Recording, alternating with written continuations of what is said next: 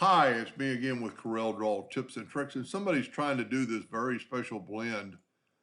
But as you can see that the overlapping circles create a circle, and we figured out how to get one of the sides had a circle, and I'm gonna reduplicate this, and then I'm gonna show mainly for him, you can't get rid of the overlap, but you can get rid of the circles.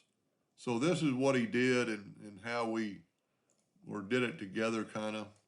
I'm going to take an ellipse, put it, hold down the control button, make it about that big. I'm going to go ahead and make it like 2 points. And then I'm going to set my nudge factor. Let me bring this in a little bit. Set my nudge factor on 30 inches. I'm going to hit the plus key on the keyboard and move that over. Then I'm going to change my nudge factor to 15, and that's going to put one right in the middle. So I'm going to hit my nudge factor, but then I'm going to go up. And I'm going to make that one blue and make it that it's 200 points so everything's 200 points. I'm going to make a duplicate of this one and nudge it over and just nudge these two over. I didn't make a duplicate, so put it back. Then we're going to grab both these, and this is what we're doing. Go to Effects and Blend. And we're going to go to the max 999 so you won't really see a line. But you can see the blue circle. So then we do this side, and you have two blue circles. So if we nudge that over the 15 inches, you've got a blue circle. Well, originally, we actually had a red circle at the bottom too. This really worked out. He doesn't want the circle. He doesn't mind the overlap, but he doesn't want a circle. So my suggestion would be to take, let's do this. Let's take a rectangle and round off the corners to like 3 inches and get an oval. Then we're going to grab this thing and grab the shape tool, select it all. Well, I just need to convert it to a curve first. Go to Object, convert it to a curve, then grab the shape tool. Take these middle nodes and right click and break apart. Take the virtual segment delete key and do that. So now this is still a group. We need to go to Object, break curve apart. I'm going to make that one red, and I'm going to make it our half a point. I'm going to make this one blue. Double click on the pen tool and make it a half a point. And we'll make it that blue right there.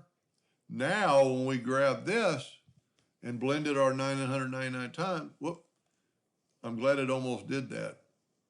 The curve is going in one direction, so we need to take this one and mirror it upside down. So now the curve, well, if we look at the shape tool, our arrows are going this way and this way, so they're identical. Now when we hit apply and blend it, we get that. I actually can still see some lines. So what we can do is grab both of them and make them a little bit thicker than a half a point. Let's make them 4 points. That should take care of our lines because now it's going to blend it all together. That's pretty good. So now you don't see a red circle or a blue circle. You actually have to go to Object and group it together so we can rotate it 45 degrees to get it like that. And then I'm sure there's a mathematical equation, but just easy, just Control D, mirror it the other way, and just probably even grab, well, we need to grab a node that we can grab on both sides. And that didn't really work too good.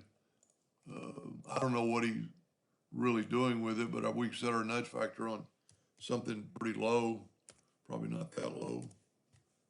And then we can grab one and just nudge it into place because your hand movement of your mouse is going to not be this accurate. So now we have overlapping like this, but we don't have a circle that's kind of blended into it. And then I think what he's going to do is going to Control G, Control D, and then flip it this way and bring it, and basically he wants a cross effect. So you still do have one spot that is kind of shows off. It's not perfect. And I might look at this later and see if there's another way to get rid of that. Anyway, I hope that helped just a little bit, and thank you for watching.